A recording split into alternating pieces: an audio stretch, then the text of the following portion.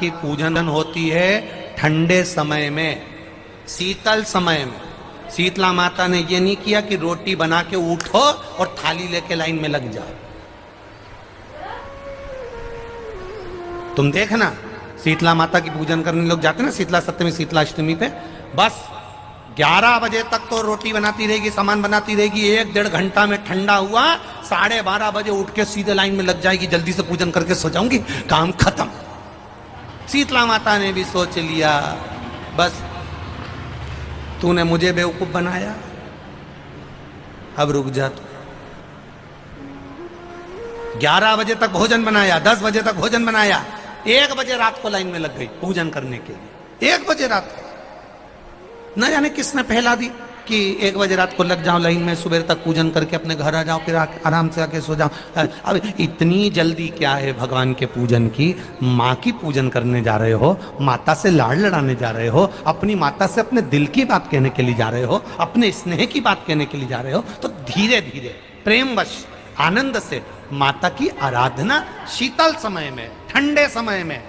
ठंडे समय का मतलब है भीतर से ठंडे होकर, अपने भीतर से ठंडे होकर। अब अपने भीतर तो ठंडा ही है ही नहीं ना, जल्दी जल्दी चलो। और आधी बहुत पतली खुशी है और ये कितना बड़ा कपड़ा थाली पे ढाक ढुका के लाइन में खड़ी है शीतला माता।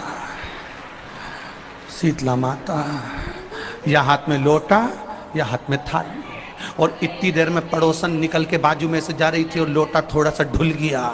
अब यहाँ शीतला माता की पूजन करनी आई और ये हो गई चंद्र घंटा। लोटा जरा सा ही पानी का झलका, देख के नहीं चल सकती। ठंडा भोजन हाथ में, लोटा ठंडा पानी का, और अंदर अग्नि। शीतला माता भी कह रही इसको अजान दो पहले, इसको। क्या मतलब? भीतर से शीतल हुई, भीतर से ठंडे हुई।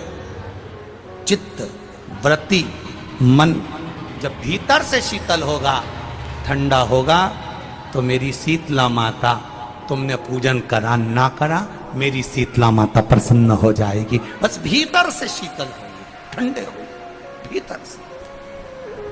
शीतला माता की पूजा का विधान है, उस विधान में कोई गर्म चीज की महत्वता नहीं है। क्या कोई गर्म चीज की महत्वता? फिर भी दुनिया के लोग अपनी बुद्धि लगाकर माता की जब पूजन करने जाते हैं तो वहां अगरबत्ती भी जलाते हैं और दिया भी जलाते हैं। अब एक तरफ तो तुम माता को ठंडा पानी का भोग लगा रही हो, एक तरफ तो ठंडा भोजन चढ़ा रही हो, एक तरफ तो ठंडे का प्रयास कर रही हो, और ऊपर से माता को तुम दिया लगाकर, अगरबत्ती लगाकर तुम माता को सम्मुख में गर्म तत्व को प्रदान कर रही हो। और फिर आकर कहती हो कि मेरा बच्चा क्यों बीमार पड़ता है, मेरे पति को आगे बार बार ये कष्ट क्यों आता है, घर में लोग चिड़चिड़े क्यों हो जाते हैं, घर में लोग क्लेश क्यों करते हैं, आखिर कारण क्या है? तो कारण तो तुम खुद हो कि जो चीज लिखी है वो ना करते हुए दुनिया जो कर रही है तुम वो करना चाहते। तुम भगवान की पूजन उस विधान से नहीं करना चाहते जो विधान शास्त्रों में।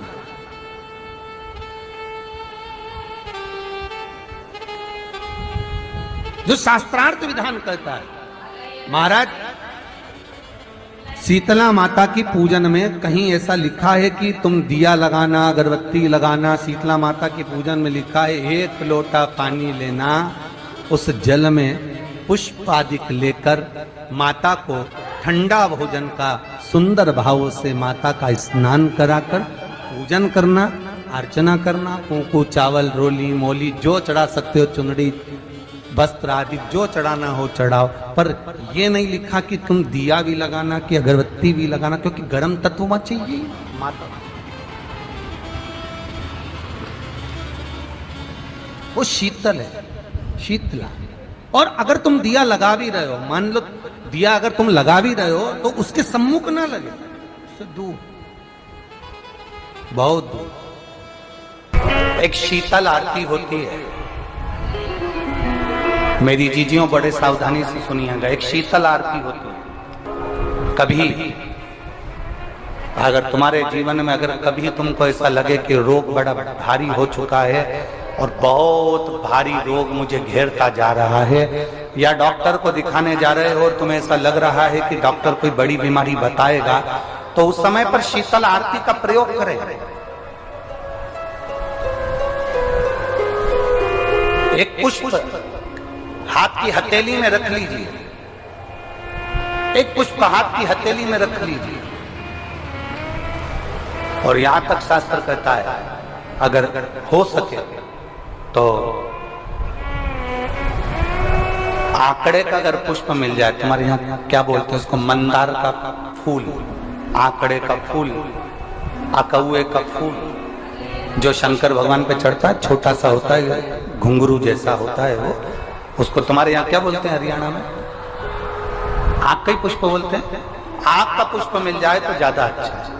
अब उसमें चाहे सफेद हो, चाहे नीला हो, चाहे गुलाबी हो, जैसा भी हो, हाथ में रखने के बाद हाथ में एक लोटा जल, भगवान शंकर के शिवालय में जब आप प्रवेश करें और प्रवेश करते समय भगवान के सम्मुख में जब भगवान शंकर के साक्षी में जब पहुंचे, आपके सामने पूजन में कोई भी सामग्री नहीं है, आपके पास में न दिया है, न बाती है, न गर्भवती है, न चंदन है, न कपूर है, न कोई सामग्री है, केवल एक आंख का पुष्प और एक लोटा जल आपके पास में है। शिवालय में पहुंचकर शीतल आरती का प्रयोग करो।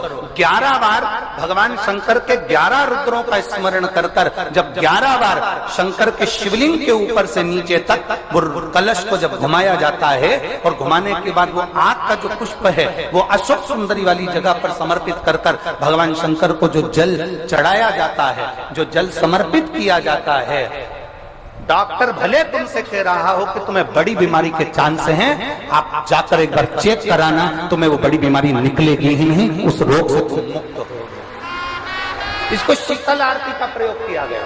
ये शीतल आरती, इसको शीतल आरती कहा। शिव की प्राप्ति का, एक रोग से मुक्त होने का। अब आपसे कोई कहे कि ये शीतल आरती का प्रयोग सबसे पहले किसने करा, तो आपको ध्यान लगाना है, इस प्रयोग को सोमनाथ जी की कथा का स्मरण करिएगा, सोमेश्वर की कथा का स्मरण करिएगा। शीतला माता की, शीतला माता की। घर में औलाद नहीं हुई, संतान नहीं हुई, और अंजना माता गौतम बाबा के पास जाकर कहती है, पिताजी मेरी शादी को इतने 42 वर्ष हो गए, विवाह हुए इतने साल। तो जब माता उमा जब प्रगटी तो उनका केश भूमि की पूजन होती है ठंडे समय में, शीतल समय में। शीतला माता ने ये नहीं किया कि रोटी बना के उठो और थाली लेके लाइन में लग जाओ। तुम देखना शीतला माता की पूजन करने लोग जाते ना शीतला सप्तमी, शीतला अष्टमी पे, बस 11 बजे तक तो रोटी बनाती रहेगी, सामान बनाती रहेगी, 1-1.5 घंटा में ठंडा हुआ, 12:30 बजे उठ के सीधे लाइन में लग जाएगी, जल्दी से पूजन करके सो जाऊंगी, काम खत्म। शीतला माता ने भी सोच लिया, बस तूने मुझे बेवकूफ बनाया, अब रुक जा तू। 11 बजे तक भोजन बनाया, 10 बजे तक भोजन बनाया, 1 बजे रात को लाइन में लग गई पूजन करने के लिए। 1 बजे रात को, न जाने किसने पहला दी कि 1 बजे रात को लग जाओ लाइन में, सुबह तक पूजन करके अपने घर आ जाओ, फिर आराम से आके सो जाओ। अब इतनी जल्दी क्या है भगवान के पूजन की? माँ की पूजन करने जा रहे हो, माता से लाड़ लड़ाने जा रहे हो, अपनी माता से अपने दिल की बात कहने के लिए जा रहे हो, अपने स्नेह की बात कहने के लिए जा रहे हो, तो धीरे धीरे प्रेमवश आनंद से माता की आराधना शीतल समय में, ठंडे समय में। ठंडे समय का मतलब है भीतर से ठंडे होकर, अपने भीतर से ठंडे होकर। अब अपने भीतर तो ठंडाई है ही नहीं ना, जल्दी जल्दी चलो, और आधी बहुत पतली खुशी है, और और ये इतना बड़ा कपड़ा थाली पे ढाक ढुका के लाइन में खड़ी है शीतला माता। शीतला माता, या हाथ में लोटा या हाथ में थाली, और इतनी देर में पड़ोसन निकल के बाजू में से जा रही थी और लोटा थोड़ा सा ढुल गया। अब यहाँ शीतला माता की पूजन करनी आई और ये हो गई चंद्र घंटा। लोटा जरा सा ही पानी का झलका, देख के नहीं चल सकती। ठंडा भोजन हाथ में, लोटा ठंडा पानी का, और अंदर अग्नि। शीतला माता भी कह रही इसको अजान दो पहले, इसको। क्या मतलब? भीतर से शीतल हुई, भीतर से ठंडे हुई है। चित्त, वृत्ति, मन जब भीतर से शीतल होगा, ठंडा होगा, तो मेरी शीतला माता, तुमने पूजन करा ना करा, मेरी शीतला माता प्रसन्न हो जाएगी। बस भीतर से शीतल हो, ठंडे हो भीतर से। शीतला माता की पूजा का विधान है, उस विधान में कोई गर्म चीज की महत्वता नहीं है क्या? कोई गर्म चीज की महत्वता? फिर भी दुनिया के लोग अपनी बुद्धि लगाकर माता की जब पूजन करने जाते हैं तो वहां अगरबत्ती भी जलाते हैं और दिया भी जलाते हैं। अब एक तरफ तो तुम माता को ठंडा पानी का भोग लगा रही हो, एक तरफ तो ठंडा भोजन चढ़ा रही हो, एक तरफ तो ठंडे का प्रयास कर रही हो, और ऊपर से माता को तुम दिया लगाकर, अगरबत्ती लगाकर तुम माता को सम्मुख में गर्म तत्व को प्रदान कर रही हो, और फिर आकर कहती हो कि मेरा बच्चा क्यों बीमार पड़ता है, मेरे पति को आगे बार बार ये कष्ट क्यों आता है, घर में लोग चिड़चिड़े क्यों हो जाते हैं, घर में लोग क्लेश क्यों करते हैं, आखिर कारण क्या है? तो कारण तो तुम खुद हो कि जो चीज लिखी है वो ना करते हुए दुनिया जो कर रही है तुम वो करना चाहते हो। तुम भगवान की पूजन उस विधान से नहीं करना चाहते जो विधान शास्त्रों में।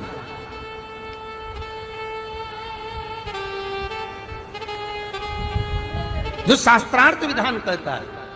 महाराज, शीतला माता की पूजन में कहीं ऐसा लिखा है कि तुम दिया लगाना, अगरबत्ती लगाना? शीतला माता की पूजन में लिखा है 1 लोटा पानी लेना, उस जल में पुष्प आदि लेकर माता को ठंडा भोजन का सुंदर भाव से माता का स्नान कराकर पूजन करना, अर्चना करना, कुंकू, चावल, रोली, मोली जो चढ़ा सकते हो, चुनरी, वस्त्र आदि जो चढ़ाना हो चढ़ाओ, पर यह नहीं लिखा कि तुम दिया भी लगाना कि अगरबत्ती भी लगाना, क्योंकि गर्म तत्व वहां चाहिए माता। वो शीतल है, शीतला। और अगर तुम दिया लगा भी रहे हो, मान लो दिया अगर तुम लगा भी रहे हो तो उसके सम्मुख ना लगे, उससे दूर, बहुत दूर। एक शीतल आरती होती है,